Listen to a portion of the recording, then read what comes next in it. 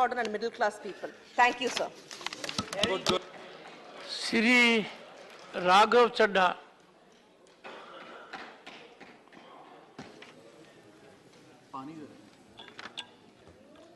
Sir, on behalf of my party, the Aam Aadmi Party, I rise to speak on the supplementary demand for grants for the financial year 2022-2023.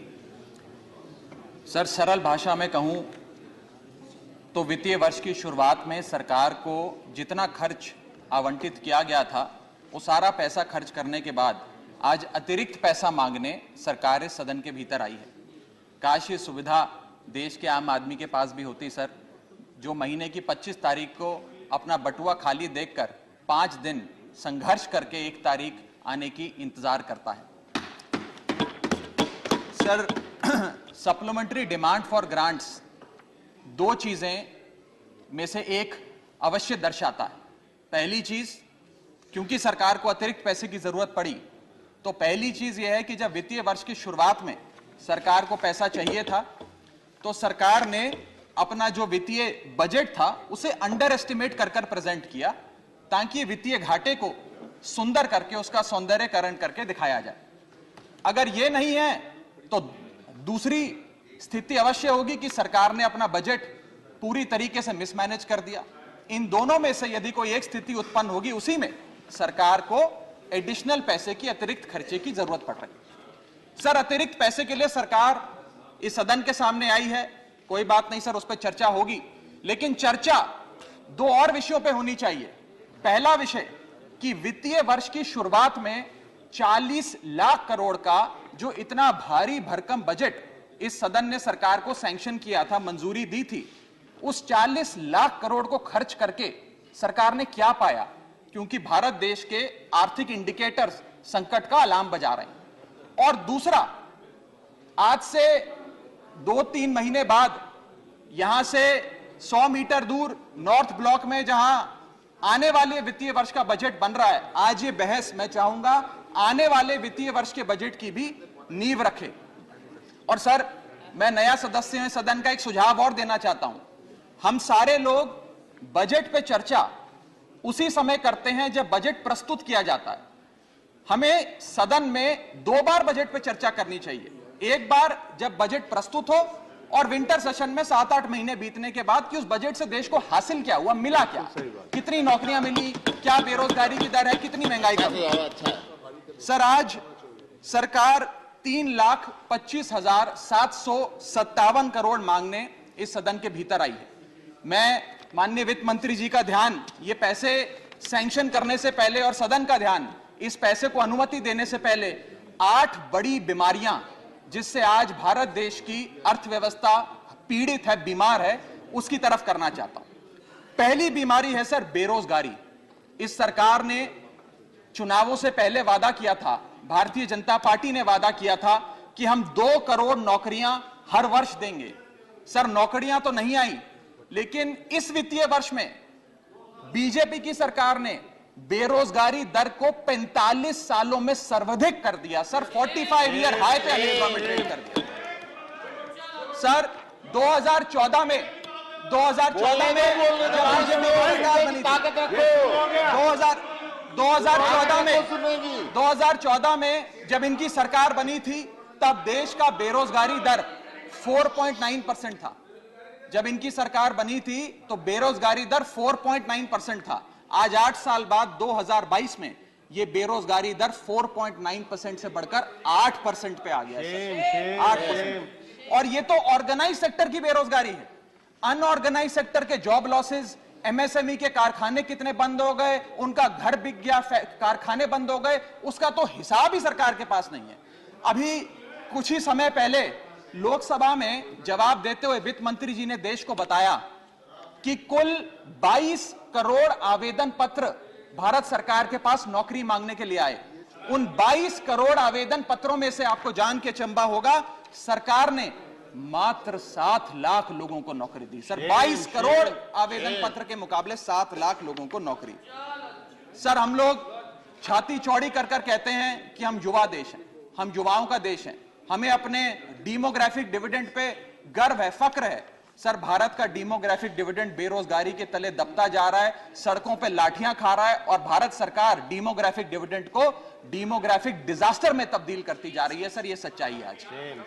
Sir मैं आपको बताना चाहूंगा कि यह सरकार जिसने देश को, युवाओं को घर पे बिठाने का काम किया, इसका नारा बदल के हो गया है हर घर बेरोजगार। यही है आज की भाजपा सरकार। सर मैं दूसरी बड़ी बीमारी जो इस भारत की अर्थव्यवस्था को लगी है उसकी तरफ आपका ध्यान आकर्षित करना चाहूंगा। दूसरी बड़ी बीमारी है सर इन्फ्लेशन, यानी कि महंगाई। इन्फ्लेशन को कहा जाता है sir, inflation is taxation without legislation. वो महंगाई जो सरकार कानून लाए बिना जनता पे थोप देती है सर। आज भारत की महंगाई इस वित्तीय वर्ष में 30 सालों में सर्वाधिक थी सर, 30 ईयर हाई पे, जहां भारत की थोक महंगाई 12 से 15% के आसपास घूम रही है और खुदरा महंगाई 6 से 8% के आसपास घूम रही है। वादा किया था सर आय बढ़ाने का, आय तो बढ़ी नहीं, महंगाई बढ़ गई। और सर बढ़ती महंगाई और घटती कमाई के चलते आज देश को आधार कार्ड की नहीं, उधार कार्ड की जरूरत पड़ रही है। देश के आम आदमी को उधार कार्ड की जरूरत है। और सर आज इस बहस को सुन रहे भारत देश के करोड़ों लोगों को मैं कहना चाहूंगा कि यह सरकार आप सबको गरीब कर रही है। गरीब सिर्फ वो नहीं सर जो सड़क पे कटोरा लेकर भीख मांग रहा है, हम सब गरीब हो रहे हैं। गरीब इसलिए हो रहे हैं कि हमारी आमदनी नहीं बढ़ रही, लेकिन महंगाई बढ़ती जा रही है। सर मैं उदाहरण देता हूं, एक शख्स जो 20,000 रुपए महीने के कमाता था और 18,000 रुपए खर्च करता था, वो महीने का 2,000 रुपए बचाता था। आज उसकी आमदनी 20 की 20 है, 20,000 है, लेकिन खर्चा 18,000 से बढ़कर 25,000 करोड़ हो गया। यानी कि 20,000 की आमदनी, 25,000 का खर्च, 5,000 रुपए की नुकसान का खामियाजा का कर्जा देश का एक एक आदमी भुगत रहा है। सर मैं बताना चाहूंगा, सुनिए मेरी बात ध्यान से। जब 2014 में महंगाई का आलम देखिए सर, 2014 में जब यह सरकार बनी थी तो पेट्रोल 55 रुपए प्रति लीटर पे बिकता था। आज पेट्रोल 100 रुपए प्रति लीटर पे बिकता है। डीजल 45 लीटर पे बिकता था, 45 रुपए प्रति लीटर, वो डीजल आज 90 रुपए प्रति लीटर पे बिक रहा है सर। एक गैस का सिलेंडर 400 रुपए का मिलता था बाजार में 2014 में जब इनकी सरकार आई थी, आज वो गैस का सिलेंडर 1100 रुपए का हो गया सर, 1100 रुपए का। दूध 1 लीटर 36 रुपए का मिलता था, दूध आज 60 रुपए प्रति लीटर हो गया है। और सर सीएनजी 40 रुपए प्रति यूनिट प्रति केजी मिला करती थी, आज वो सीएनजी 80 रुपए प्रति यूनिट मिलती है सर। इस सदन में सर जब प्याज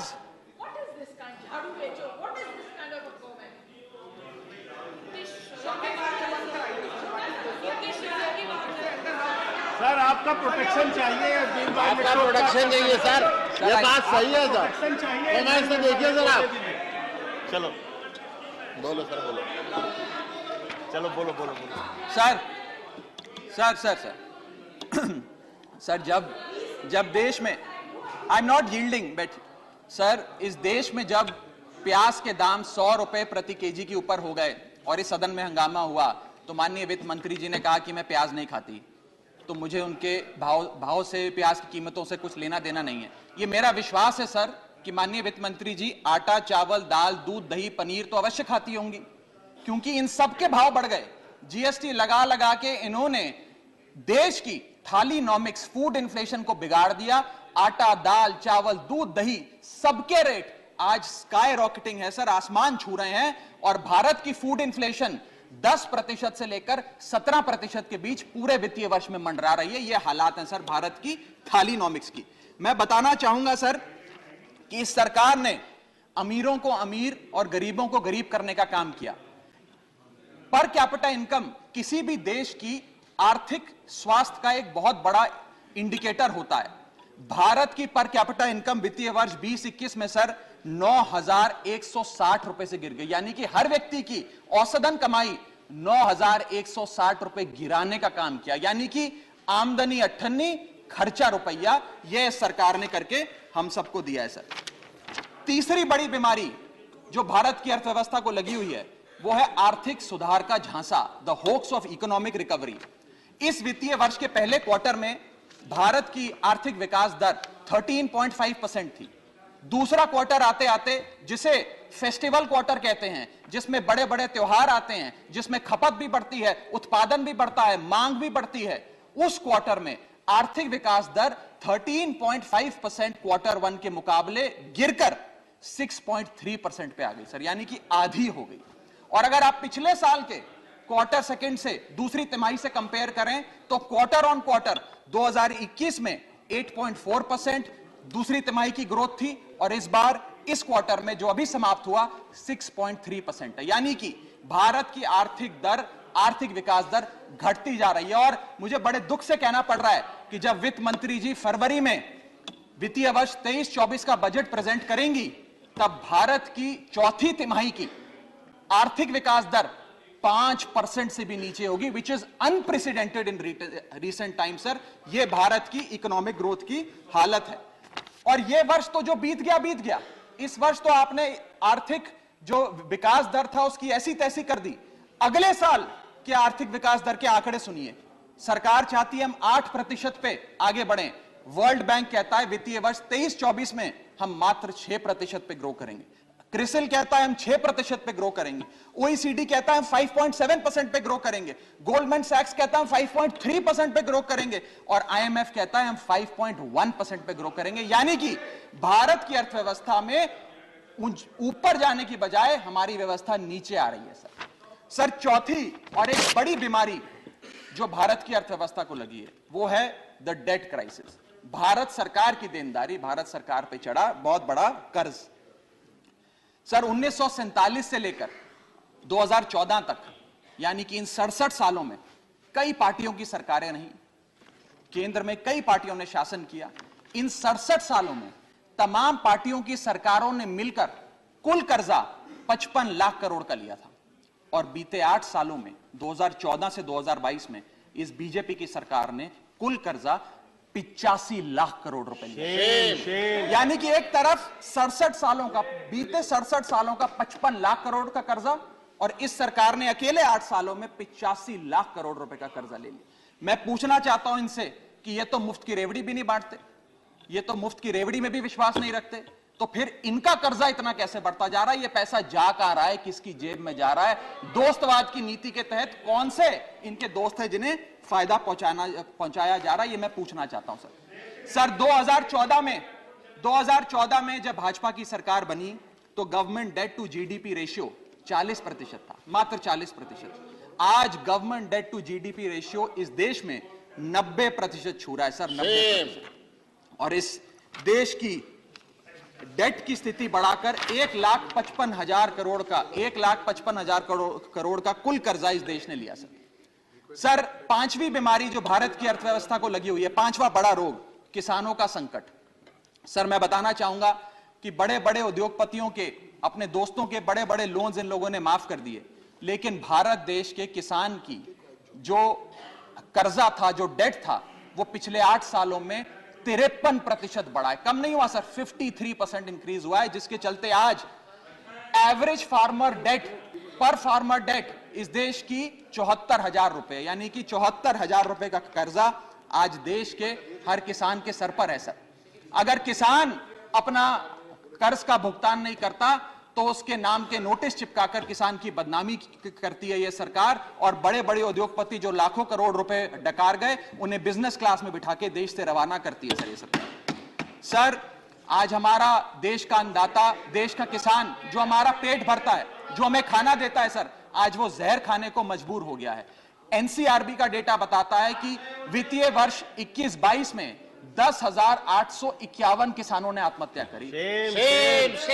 यानी कि इस देश में औसत रोज के 30 किसान आत्महत्याओं की आती है, 30 किसान रोज इस देश में आत्महत्या कर रहे हैं। हम आजादी का अमृत महोत्सव मना रहे हैं, and 30 farmers per day in this country commit suicide sir. मैं अपने ट्रेजरी बेंचेस पे बैठे मित्रों को यह भी कहना चाहूंगा कि किसान भोला है, भुलक्कड़ नहीं है। वो ये नहीं भूला कि 1 साल आपने उसे खुले आसमान में सड़कों पे आंदोलन करने के लिए उतारा था, जिसमें 800 से ज्यादा किसानों की शहादत हुई सर। और सर किसानों के बारे में मैं एक आपको बड़ी महत्वपूर्ण जानकारी देना चाहता हूं।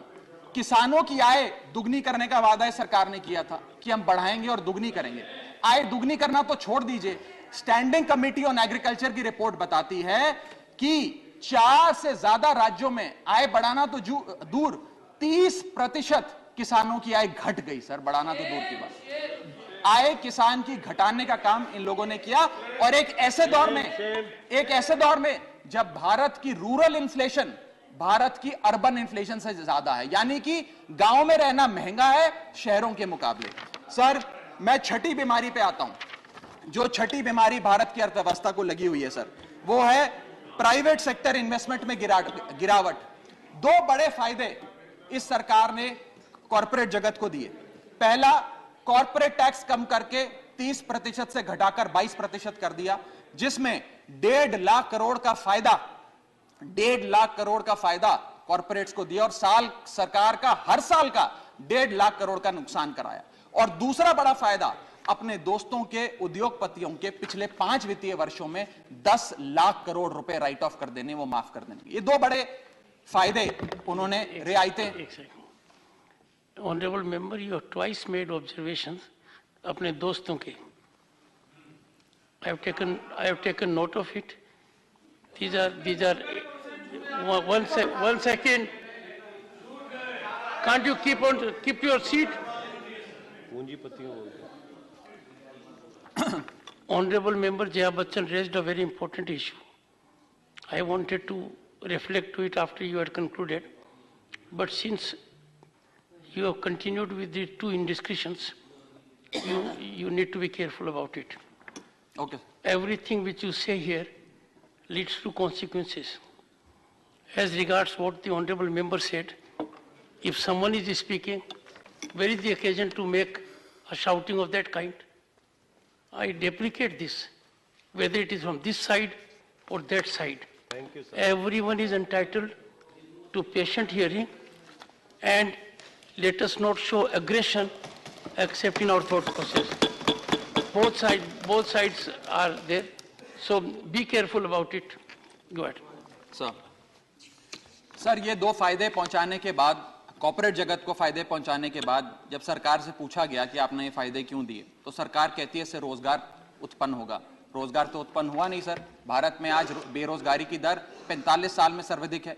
दूसरा, इन्होंने कहा कि वस्तुएं सस्ती हो जाएंगी बाजार में। महंगाई की दर 30 साल में सर्वाधिक है, महंगाई भी कम नहीं हुई। और तीसरी चीज जो सरकार हमें बताती है कॉर्पोरेट जगत को ये फायदे देने के लिए, कि प्राइवेट निवेश इस देश में बढ़ेगा। सर मैं आपको बता दूं कि प्राइवेट निवेश Q1 फाइनेंशियल ईयर 22-23 में 20% से घटा है। प्राइवेट इन्वेस्टमेंट 2022 के अगर आप आंकड़ों की बात करें तो 22% से गिरी है। फॉरेन इन्वेस्टमेंट 59% से घटा है। और GFCF, जिसे ग्रॉस फिक्स्ड कैपिटल फॉर्मेशन कहते हैं, जो इंडस्ट्री का इन्वेस्टमेंट होता है, जो इंडस्ट्री फिक्स्ड कैपिटल में इन्वेस्ट करती है, वो वित्तीय वर्ष 19-20 से लेकर आज तक लगभग सारे क्वार्टर्स में गिरता गया, 1-2 क्वार्टर छोड़ के। ये प्राइवेट इन्वेस्टमेंट के हालात हैं इस देश में। मैं कहना चाहूंगा माननीय वित्त मंत्री जी को कि आज से 2-3 महीने पहले इंडस्ट्री से बात करते हुए वित्त मंत्री जी ने कहा that why is the Indian corporate sector not investing. उन्होंने उन्हें डांट के कहा कि आप लोग क्यों नहीं इन्वेस्ट कर रहे हैं। मैं बताना चाहता हूं क्यों नहीं इन्वेस्ट कर रहे हैं। इन्वेस्टमेंट रियायतें देने से नहीं आती, इन्वेस्टमेंट डिमांड क्रिएट करने से आती है। आपको मार्केट में मांग क्रिएट करनी पड़ेगी। जब मांग क्रिएट होगी तो उत्पादन भी होगा और खपत भी होगी। मैं एक और महत्वपूर्ण आंकड़ा आपके सामने रखना चाहता हूं सर। 7वीं बड़ी बीमारी जो भारत की अर्थव्यवस्था को लगी है, devaluation of the Indian rupee, गिरता हुआ रुपया। सर आज हम आजादी का अमृत महोत्सव बना रहे हैं और सरकार ने आजादी के अमृत महोत्सव वाले साल में रुपये को मार्गदर्शक मंडल में डाल दिया है सर। रुपया 82 रुपए हो गया है। जब ये सरकार बनी थी तो रुपया 60 रुपए। सर खत्म करने दीजिए। It's my maiden speech sir, please. Sir maiden speech sir it's my maiden. Sir 2014 में सर 2014 में $1 जब इनकी सरकार आई थी वो 60 रुपए का मिलता था सर। आज $1 82 रुपए का हो गया। ये सरकार कहा करती थी, कई बड़े नेता इनके दिग्गज कहा करते थे कि जब रुपया गिरता है तो भारत की साख गिरती है, भारत की प्रतिष्ठा गिरती है। आज तो सर लगता है कि साख, प्रतिष्ठा और रुपया सब न्यूनतम स्तर पे आ गया सर। मैं आपको यह भी बताना चाहता हूं सर कि कोई भी अर्थशास्त्री आपको यह बताएगा कि जब रुपया गिरता है तो भारत के एक्सपोर्ट बढ़ते हैं, और बढ़ने चाहिए भी सर। क्यों बढ़ते हैं? क्योंकि मान लीजिए कोई बहुत बड़ा बायर अमेरिका में बैठा है, वो भारत की एक वस्तु $5 पे खरीदता था, आज क्योंकि डॉलर मजबूत हो गया, रुपया कमजोर हो गया, वो वस्तु $3.5 में उसे मिल जाती है, तो वो ज्यादा ऑर्डर देता है, भारत के एक्सपोर्ट बढ़ते हैं। लेकिन आज एक बड़ी चौंका देने वाली स्थिति इस देश में है कि रुपया तो गिर रहा है, डॉलर मजबूत हो रहा है, लेकिन भारत के एक्सपोर्ट्स भी गिर रहे हैं। और एक्सपोर्ट्स क्यों गिर रहे हैं, यह मैं सवाल भारत की वित्त मंत्री जी से पूछना चाहता हूं।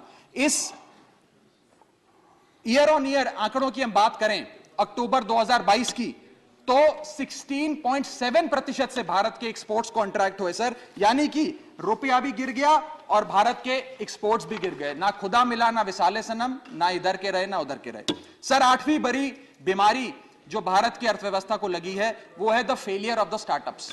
पूरे देश में, पूरी दुनिया में घूम घूम कर सरकार के बड़े नेताओं ने कहा कि भारत अब एक स्टार्टअप नेशन बन गया है, दुनिया में भारत अब दुनिया की स्टार्टअप कैपिटल बोला जाएगा। मैं बताना चाहता हूं सर, क्या कभी वित्त मंत्री जी ने मुड़ के भारत के स्टार्टअप्स की हालत देखी? आज भारत में 10% से भी कम स्टार्टअप्स अपनी 5वीं सालगिरह पूरा करते हैं। ईयर ऑन ईयर 37% का डिक्लाइन स्टार्टअप में इन्वेस्टमेंट में है। और अनअकैडमी हो, ओला हो, कार्स 24 हो, वेदांतु हो, बाइजूस हो, मीशो हो, चार्ज भी हो, उड़ान हो, ये सारे बड़े स्टार्टअप्स, जो ये बड़े बड़े स्टार्टअप जिन्हें हम न्यू इंडिया की न्यू इकोनॉमी कहकर पूरे विश्व में प्रचारित करते हैं, इन सारे स्टार्टअप्स ने नौकरियां से लोगों को निकालकर हजारों लोगों को बेरोजगार करने का काम किया। सर मैं आता हूं डिमांड फॉर ग्रांट्स पर, सप्लीमेंट्री डिमांड फॉर ग्रांट्स। ये मैं पढ़ रहा था सर, 3,25,757 करोड़ सरकार ने मांगे हैं। इसमें 1 लाख करोड़ एक सब्सिडी के लिए हैं, 80,000 करोड़ दूसरी सब्सिडी के लिए हैं, 45,000 करोड़ तीसरी सब्सिडी के लिए, और ऐसे सब्सिडी के पैसे मांग रहे हैं। सर ये डिमांड फॉर ग्रांट्स कहां है? ये तो डिमांड फॉर सब्सिडी है। और जब हम लोग दिल्ली में अरविंद केजरीवाल जी की सरकार गरीब आदमी को मुफ्त बिजली देती है, मुफ्त पानी देती है, मुफ्त शिक्षा देती है, मुफ्त स्वास्थ्य देती है, तो इनको हमारी सब्सिडी रेवड़ी लगती है सर। इनकी सब्सिडी, हमारी सब्सिडी रेवड़ी, ऐसा तो नहीं होगा सर। ये करें तो पुण्य, हम करें तो पाप। हमारी सब्सिडी भी सब्सिडी है, इनकी सब्सिडी भी सेफ। और मैं चाहूंगा सर इस देश में बहस होनी चाहिए, और आप वो बहस कराएं सर कि रेवड़ी क्या है, सही मायने में क्या मुफ्त की रेवड़ी और क्या मुफ्त की रेवड़ी नहीं है। सर यहां बैठे सभी सांसदों को और लोकसभा में बैठे सभी सांसदों को सर 34 हवाई यात्राएं मुफ्त मिलती हैं। सर हमें 50,000 मुफ्त बिजली मिलती है प्रति एनम। सर 40 लाख लीटर मुफ्त मिलता है। सर अगर आज अरविंद केजरीवाल जी की सरकार 300 यूनिट बिजली मुफ्त दे देते हैं आम आदमी को, 20,000 लीटर मुफ्त दे देते हैं, तो इन्हें दर्द होता है। अरे सुनो साहब, सुनो, शांति से सुनो सर, सुनने की हिम्मत रखो साहब, सर उनको तो बढ़ाओ। सर मैं बताना चाहूंगा इस देश के मैं महत्वपूर्ण आंकड़ा दे रहा हूं सर। कंक्लूड।